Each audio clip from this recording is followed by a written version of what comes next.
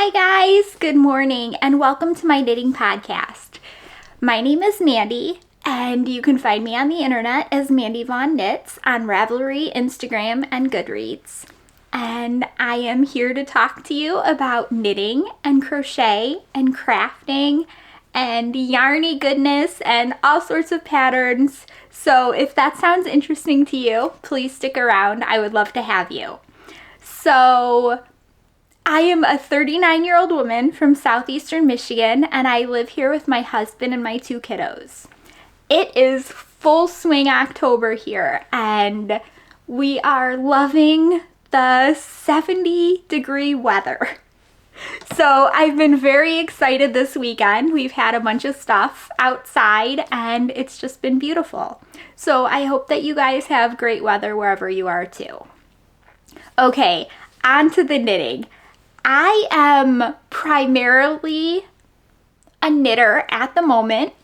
I started off crocheting. I actually taught myself to crochet when my son was, I think, around 6 months old. And the first thing, this is totally a segue, I'm sorry. But I don't know if I've ever mentioned this before. The first thing that I ever crocheted was this amigurumi bunny. And it was for Easter for my son, and it was very cute in that beginner crocheter, you tried really hard way. And he was 6 months old, and he loved it because he was 6 months old. But since then, I have improved a little bit, and I can make a bunny that looks like a bunny now, and it's all good. But my favorite thing to crochet or knit, I guess you could say, is definitely garments. And that's where my heart is. Although I have been working a ton right now on hats, and I'll get to why and the reason behind that later. But first, before all of that, let's talk about admin. So every podcast I give away a pattern, and pretty much every time it's been on Ravelry. If you can't use Ravelry and you win, reach out to me, let me know, and we can figure out where we can get you your pattern. So, basically the crux of the pattern giveaway is this. Every week I draw from last week's comments. So in order to enter, all you have to do is comment on the podcast. You can say whatever you want. Try to make it nice. That would be very good. You can say whatever you want, and you'll just be entered for next week. So make sure to check back and see if you won from last week, if you commented. You can only win once a week, just because I don't want the same people to keep winning over and over again. I try to make it to where it's more fair to everybody. So just did I say once a week or once a month? I meant once a month. Sometimes I think my brain goes faster than my words. Once a month, and the pattern price has to be under $15. That's pretty much it. I try to keep it nice and easy. So if you want to enter for next week's giveaway, just leave a comment down below. Okay, I am going to leave a blank spot right here.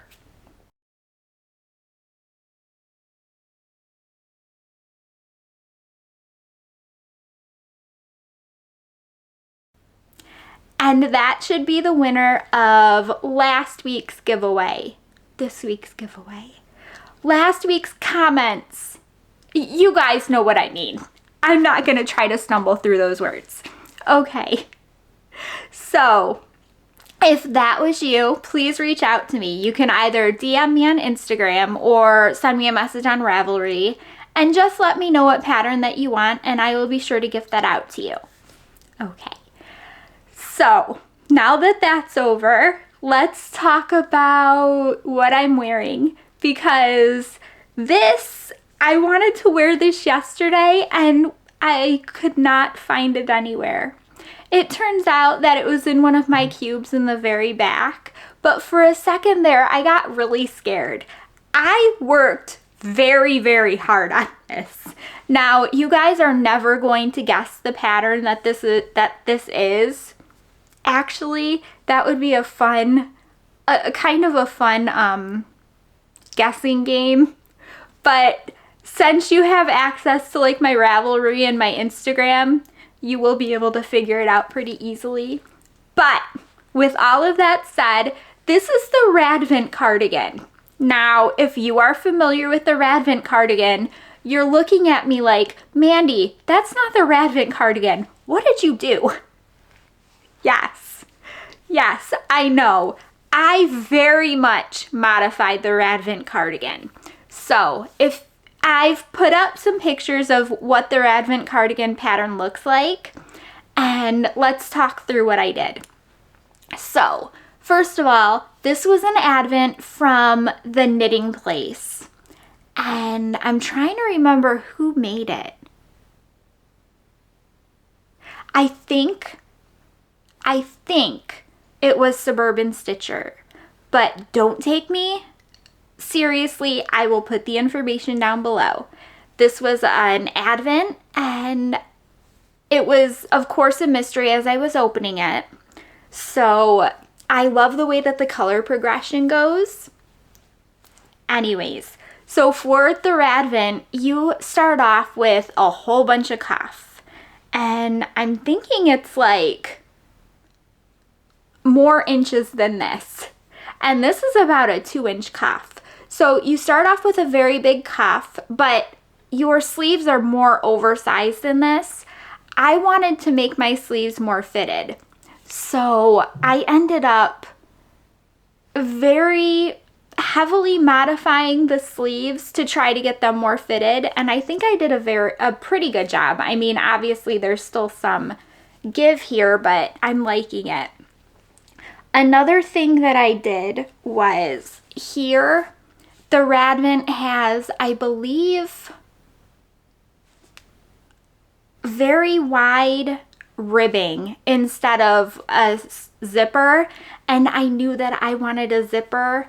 I have cardigans that have buttons and I wear them, but I really love a zippered cardigan, and I do. It makes it so much easier to wear, and I don't have to worry about the buttons coming undone. I don't have to worry about, like, sometimes the buttons pull the fabric weird, and so I sat down and I did an I-cord edging instead of the button band.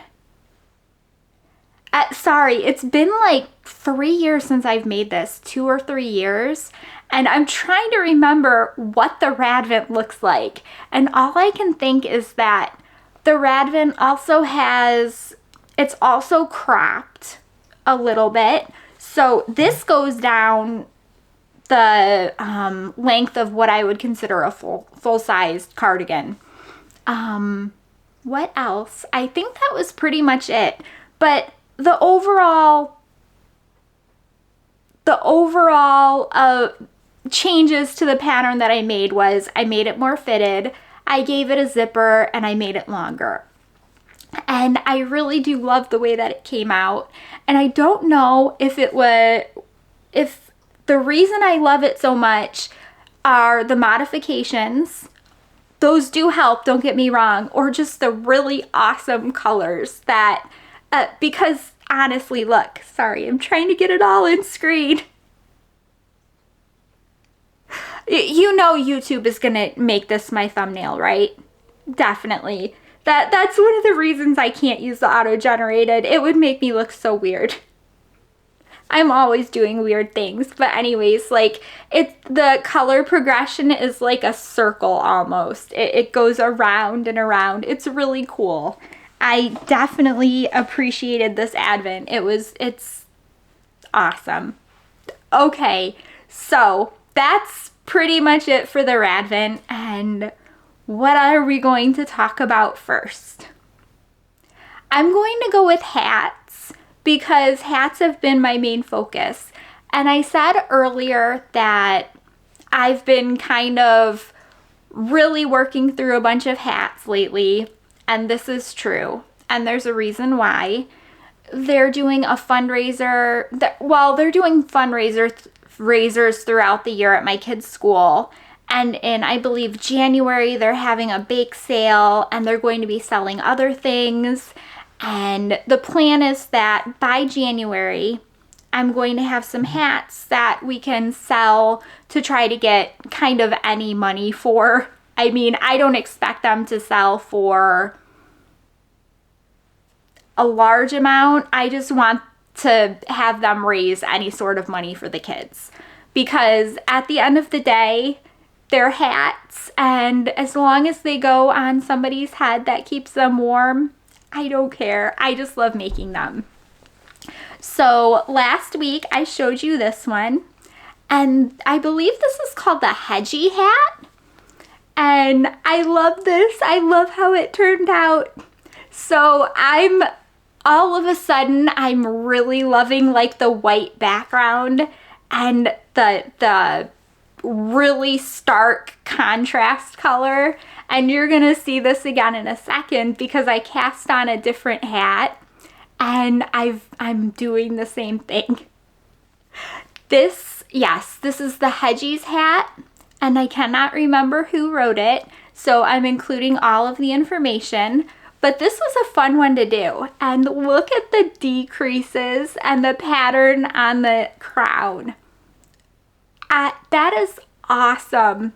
I was so excited to do that, because I don't think that many of the hat patterns I do have a chart specifically meant for the crown with the decreases.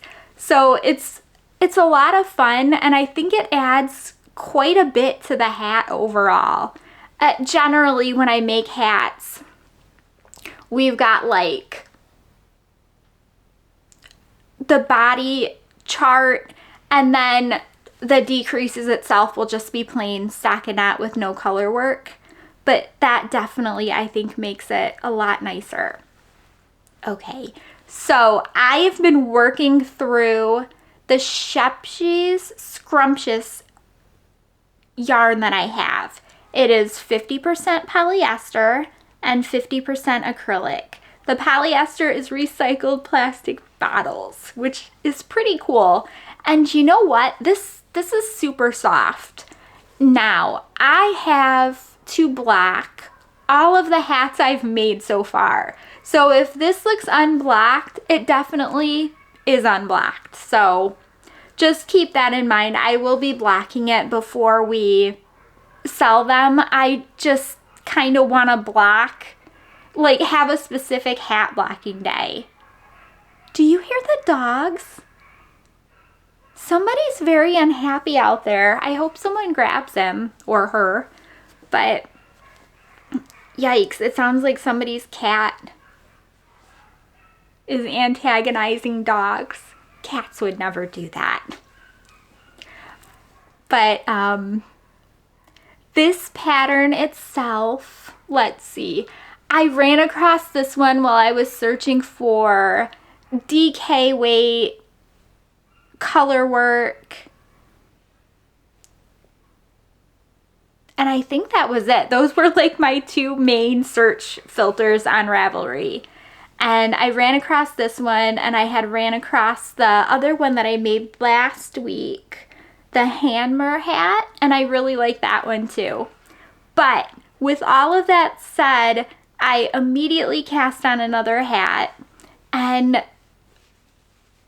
this is going to be the last hat I do for a little bit, because now that I know the hats aren't due sounds like a terrible word.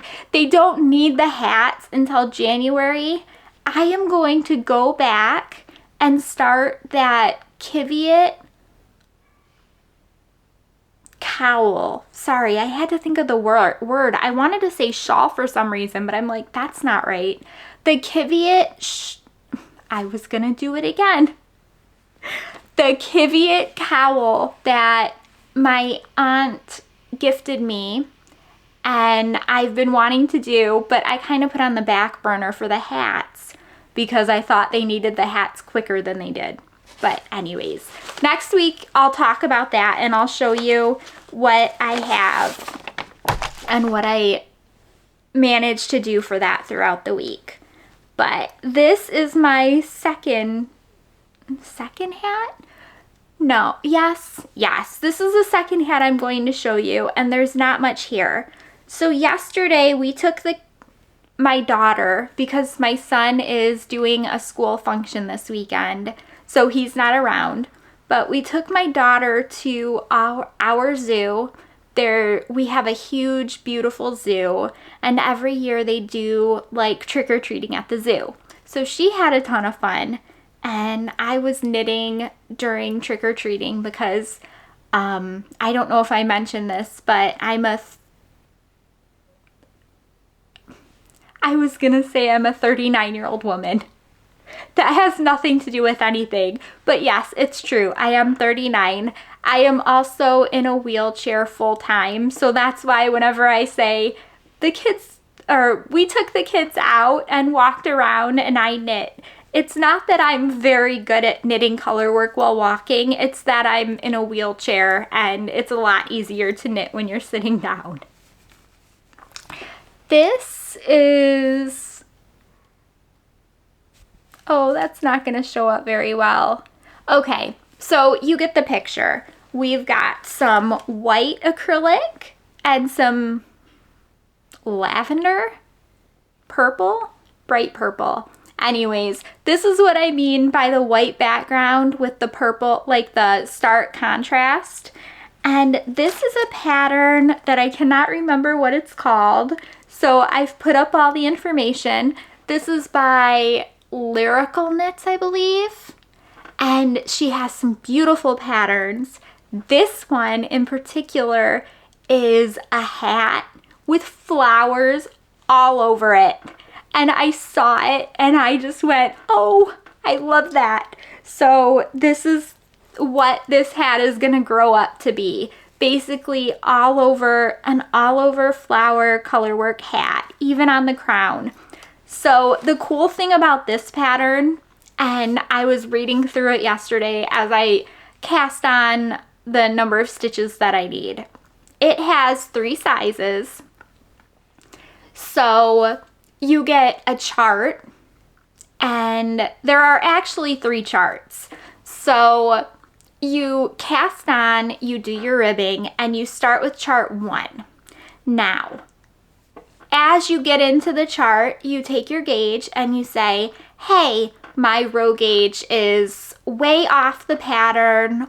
It's too small or too big. Then you can move to either the 3rd chart or the 2nd chart. Yeah, that's how it works. But either way, if your row gauge is super off, there are 2 additional charts that will help you. One is longer and one is shorter. So depending on, kind of like Goldilocks, depending on how your row gauge hits, you can either use the main one or divert to the other 2. The reason that this is important is because the hat is completely charted. So the crown up top has the chart has all of the decreases and color work, and it's super cool and it's super nice, and I'm very excited to do this one. I can't show you the only picture that I have printed out because it's the chart. Unfortunately, I didn't print out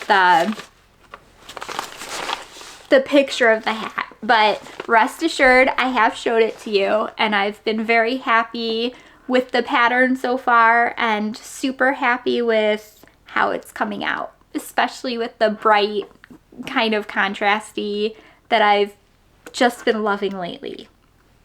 Okay, so that is my hat. Now, I do have another thing to show you because I don't want to say I finished it because I have not finished it. I'm this close to finishing it. So, this last week, I finished the sleeves on my Voyage. What I did not do is put the ribbon in and I don't have buttons in yet. So I have a Voyage that's completely blocked. The sleeves are done, but the steek on the inside doesn't have the ribbon over it, and there are no buttons, so there's no way to close it.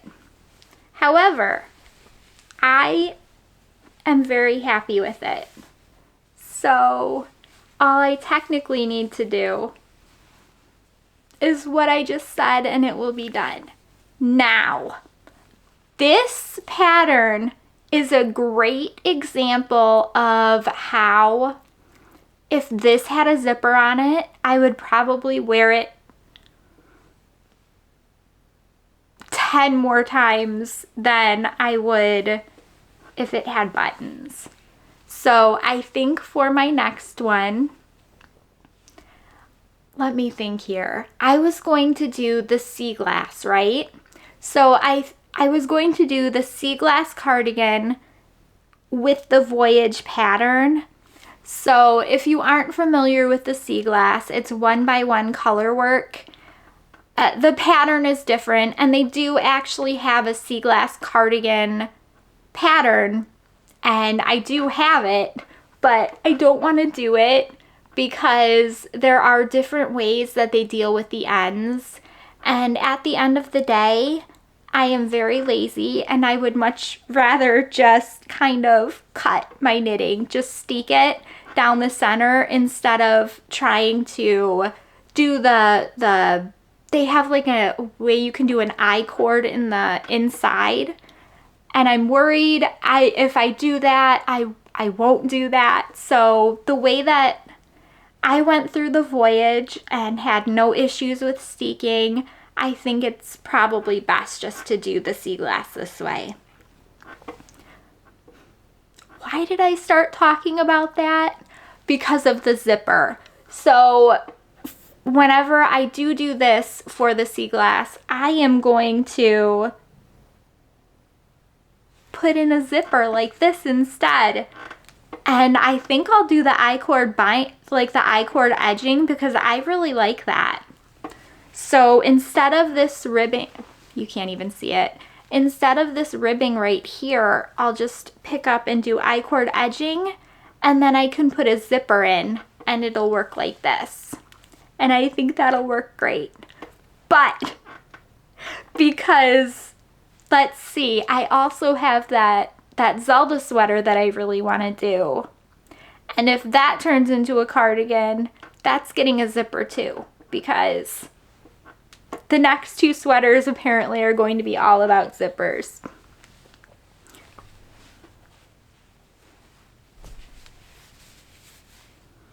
I'm so happy to almost have this done.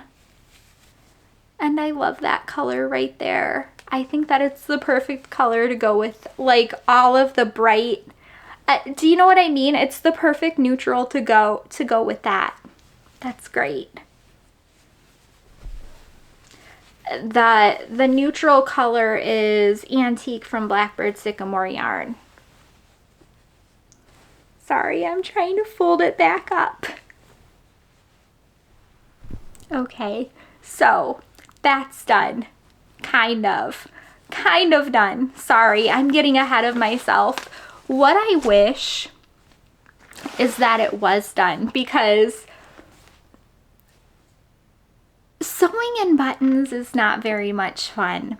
I've never been very good at it, and I really do prefer putting a zipper in because it's a little bit easier to tell if you've royally messed it up, which I tend to do at least the first couple of times before I finally get it. And with buttons, you can mess it up and one can be kind of uneven, and you won't know until you're done, and it's kind of, I don't want to say too late, but like you don't want to fix it.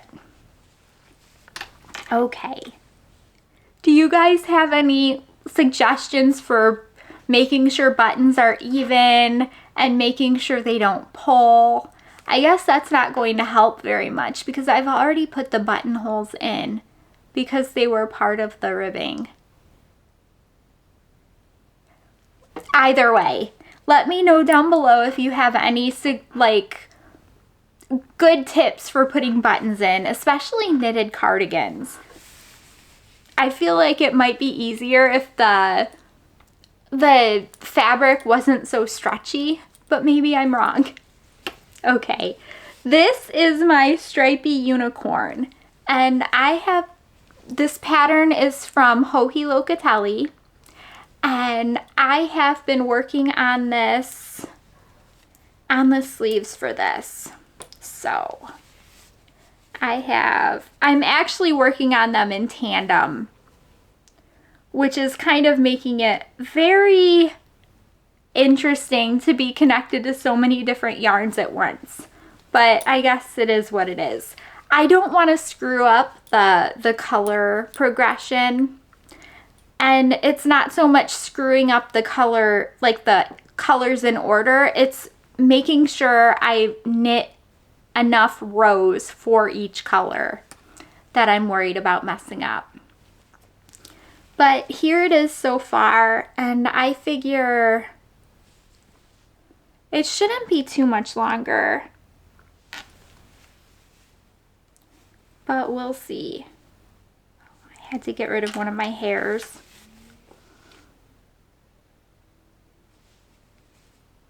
It's going to be, well, that's the thing. I don't know how far down this will sit because of the neckline that I have not worked on yet. So in the pattern, it calls for a rolled neckline, which is okay, but it's not my favorite, and I didn't especially want to do it.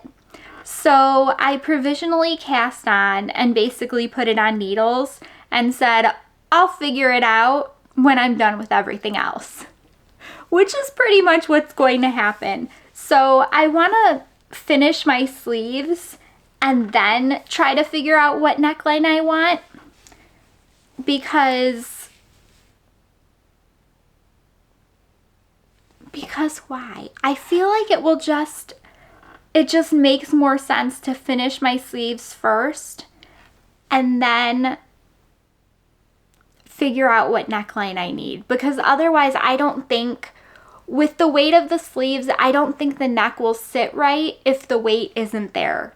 Sit the way that it's going to sit. But with all of that said, I'm almost positive that I'm going to ignore the rolled neckline option and just knit ribbing, because I don't like when the neckline rolls. I like this. This is I-cord bind off, but it's not well, it has the little bump there, but that's an on purpose bump. But I feel like an I-cord edging here would, it wouldn't look that bad, but still, I like when things are matchy. And since I have ribbing down here and I'm gonna have ribbing at the end of my sleeves, I'm gonna want ribbing up at the top. It's just the way that it's gonna work. It feels like I've been working on these two sweaters forever, and I'm going to be super happy when they're done, because then I can work on 2 more sweaters for a long time. Do you guys like this bag? I love this bag. This is a bag that I got from Kelly McD. Oh wow, that's beautiful. And she is the mother of Maddie from the We Share Needles podcast. And I love her bags. They are so well made. Look at sorry, I'm trying not to show you my messy knitting bag, but I'm trying to show you how pretty it is inside. And I love these. Look, do you see how that just pulls? That's so awesome. And it's so soft.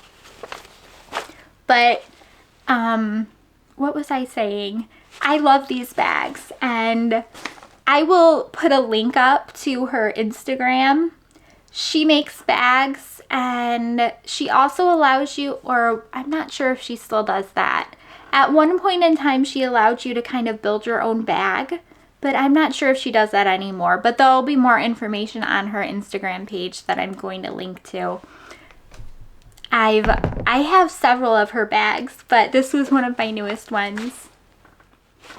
Very cute. Okay, that is all of my knitting, and I'm super happy about that because once I get the Stripy Unicorn done, I'm going to be working on my son's flax. Oh my gosh, it's October, right? That's supposed to be a Christmas sweater. And I have 2 more to make. Wow. It's October 20th. I might have to put the sea glass off and the Zelda sweater until I'm done with those Christmas sweaters.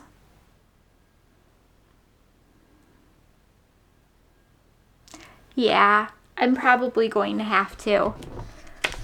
Oh, that's okay.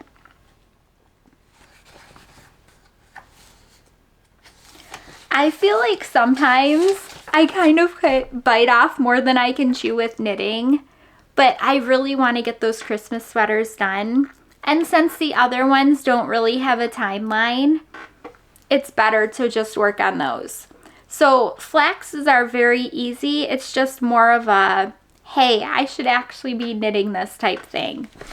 I have kind of put the flax off to the side for now because I wanted to finish the Voyage and the Stripy Unicorn. But now that they're almost done, I'll take out the flax and the Kiviot yarn cowl. And when his flax is done, I can cast on my daughter's. Because if worse comes to worse, I don't technically need a Christmas sweater. I would just like the kiddos to have one. Okay. With that said, I'm going to talk about some patterns that I found this week. So I've been looking through all of the fun patterns because it is sweater. Wow. It is. My words are coming so fast, I'm kind of combining them together. So it is sweater weather, and there have been so many different patterns for sweaters coming out, and I've been really excited to show them. So this is going to be the first one. This is a very pretty sweater that I really think has a bunch of cute color work on it. So this reminds me of a very fall sweater. It's called the Mabon sweater, and it is by Elenor Mortensen. It is knit in fingering weight yarn, and it comes in sizes small through 6XL. So the languages on this are English, French, and German. But let me see if I can show this bottom picture. And I don't know why I do this, because I show you like the pretty color pictures superimposed on here. But it makes it easier to do this because that way as I'm talking, it feels like, I don't know, it feels like you can see what I mean, even though you definitely see what I mean because I superimpose it. Anyways, do you see how the yoke on this sweater is built? I think that's super cool. It's a circle, a circular yoke. It says it's in the round, seamless, it has short rows, and it's top down. So it says it's a top down knitted jumper with an autumnal leaf motif. The yoke is shaped by German short rows, and there is another small colorwork motif in front of the sleeve cuffs and hem. So let me see if I can show you. This actually has color work both on the cuffs and the hem, which I think is a nice, where's a good picture? Maybe there? it's up on the screen. So I think that that's a really nice touch whenever your round colorwork sweater that has, you know, colorwork up here. It also has something along the cuffs and down at the hem. Because a lot of times they only have the yoke colorwork, which is fine, but I think that it kind of makes the pattern stand out a little bit more whenever they have that extra. So this is knit and fingering weight yarn, and it came out this week. Last week? It came out this month. Let's go with that because it says October 2024. And I believe a couple of days ago was the first time that I saw it. It is about $6.23 USD, which is really, really inexpensive for a sweater. A $6 sweater. So if you are interested in that, definitely give it a try. It's a beautiful colorwork pattern, and the sweater looks really nice.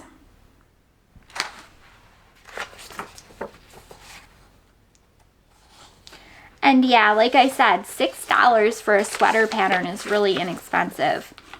Okay, I had to include this one. So I've been looking at hat patterns all over the place, and I saw this one, and this reminds me a lot of the lotus flower beanie, except it's almost like, you'll see what I mean when I show you the pictures. This is called the Flor de Lis beanie, and it is by Kristel Nieves. And it is knit in super bulky yarn.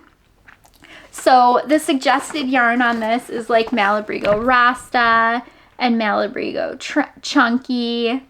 And I liked it. It reminds me a lot of, like I said, the lotus flower beanie.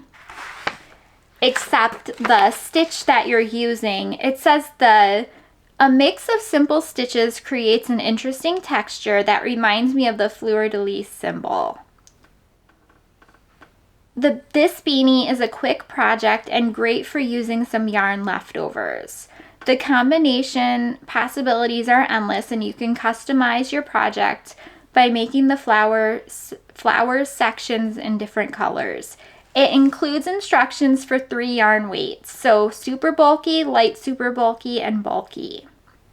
So that is also true of the lotus flower beanie. It also has instructions for a couple of different weights of yarn. So if you like the idea of making a chunky knit colorwork hat, this is definitely a good option. I keep looking at that Joji long glam haze, and I'm like, well, what am I going to do with that? This is something that I could do with that. Okay, so I have never knit a pattern from Jennifer Steingass. So if you have knit one from her, write down below what's your favorite Jennifer Steingass pattern.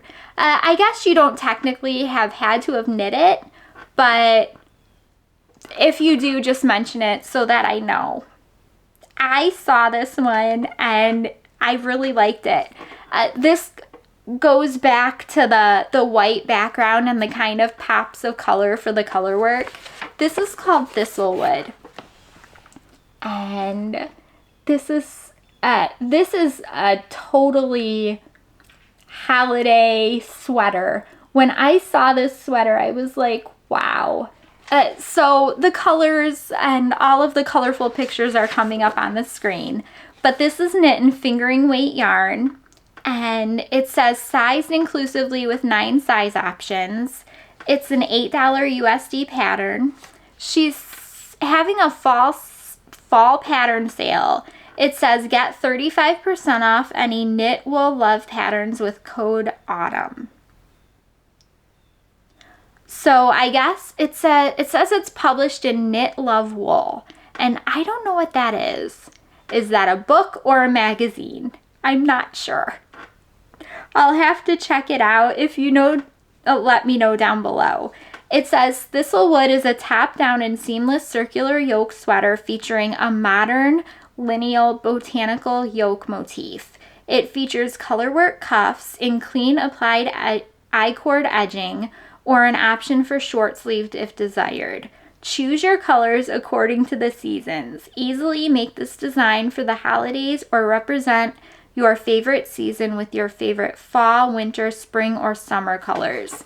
Now, let me see if I can get a close-up of the color work because I love how lineal this is. It is, I'm trying to think of how to describe it. The lines are very prominent, and I love the overall feel that the color work actually gives. It's very cute. And I love the way that the sample is knit in with the white, and then I believe it's green and red. There are pictures coming up. It looks so nice. It would definitely be something that I'd love to make.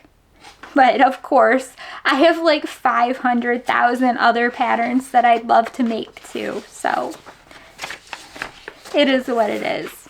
This is the next pattern, and this is actually a cardigan pattern, and the reason that I grabbed this is because I wanted to show you at least one free pattern. This is called the Fraile cardigan. So it is by Cecilia, Lalanne, and Gabriella Calderini, and it says it's published in Manos del Uruguay's Ravelry store. So this is a cardigan, and it is knit in, I believe it's half fisherman rib. Let me double check. Yeah, it says half fisherman's rib. We wanted to design a garment that combines the quality of our new yarn ideal with our classic and special cabrito. Using a strand of each, we knitted in purl stitch a loose-fitting cardigan with bishop sleeves, raglan armholes, and a round neckline. The result is a relaxed piece with an extra soft texture and very easy to knit. Are you up for it? So the sizes are, your bust circumference is going to be 40.75 to 67.5, which is really good. It says this garment has a relaxed fit and is intended to be worn with about 6 inches of positive ease. So let me see if I can show the texture that we've got. This, I saw the way that the knitting stitches looked on this, and I don't believe I've ever done half fisherman's rib. They call it, what do they call it? They said it's a purl, it says it's knitted in purl stitch. So I don't know if that's another word for half fisherman's rib or what's going on there. But if you look at the texture of this piece, you can really see how some the knit stitches kind of pop out from the purl stitches, and I think that that's really neat. It very much reminds me of brioche.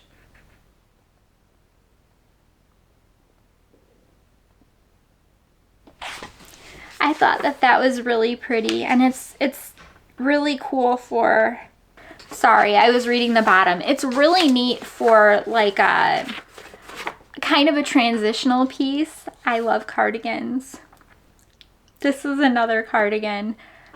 So I do have some patterns from Natasja Hornby, and when I saw this, I thought that this was amazing. This is called Tursa. I don't know if you guys have seen this. This is fingering, so you're knitting it with fingering and lace weight yarn, so it ends up being what they consider a DK. This actually came out this month. This is really cool. It says it's mosaic knitting, but let me show you a picture really quick. I saw this and I was just kind of awestruck with how nice it is. Now let me see if I can show you. Do you see the schematics there? That's actually how the the cardigan is kind of, what's the word I want to say? That is the basic structure of the cardigan. There we go. The architectural blueprints, right? But it says that it's got a bracelet sleeve, I-cord edging, but it also says it's mosaic. This, the stitch pattern for this, the color work is amazing.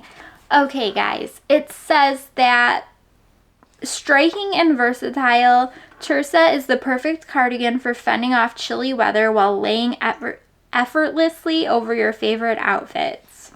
Like I said, it's done in mosaic color work. The gauge is 20 stitches and 50 rows, is 4 to 4 inches.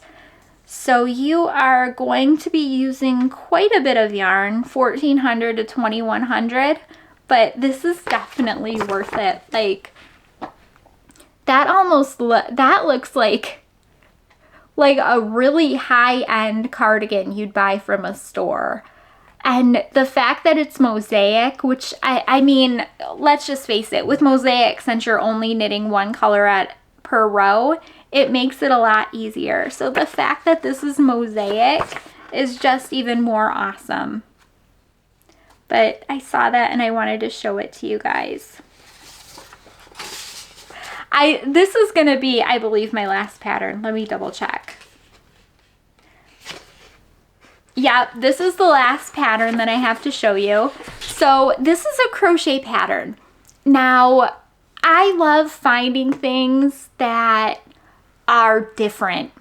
And this is definitely different.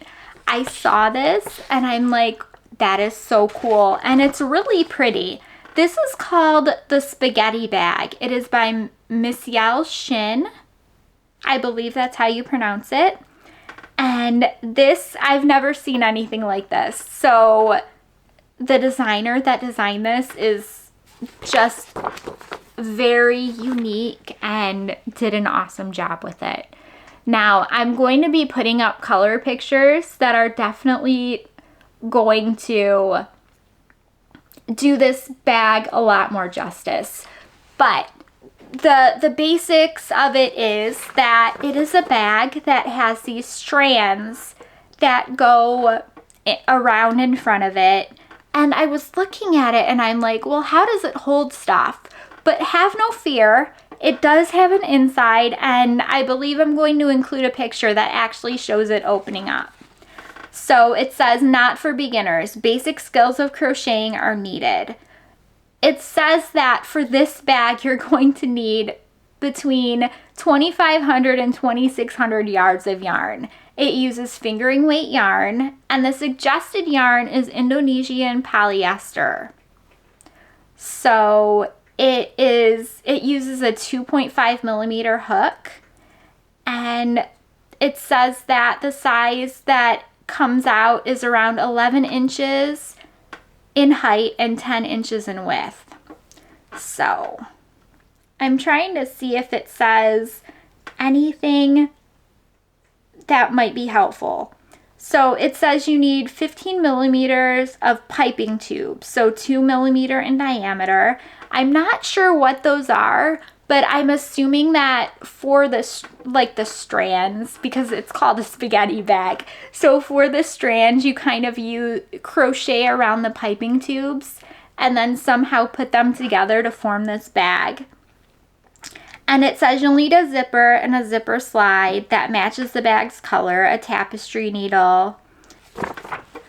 Okay, so I thought that one was really cool, and I don't think I've ever seen a bag like that.